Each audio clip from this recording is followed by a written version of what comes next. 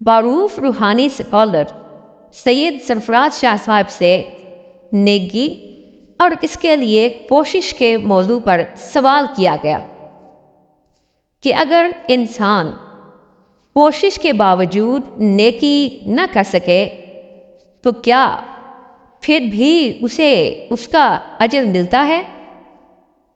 اس سوال کے جواب میں سید سرفراز شاہ صاحب فرماتے ہیں، رب تعالیٰ یہ نہیں دیکھے گا کہ کسی شخص نے نیکی کتنی کی، بلکہ وہ یہ دیکھے گا کہ اس کی نیت کیا تھی، اور نیت تھی تو اس نے اس کے لیے ایفرٹ کتنی کی۔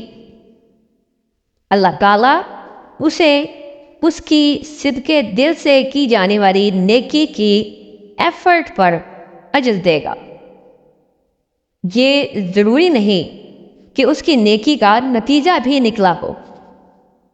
اگر ایک شخص نے نیکی کی نیت کی، پھر تندہی سے کوشش بھی کی، لیکن اس کے باوجود نیکی نہ کر پایا، تب بھی رب تعالیٰ اسے اس کا اجر عطا فرما دے گا۔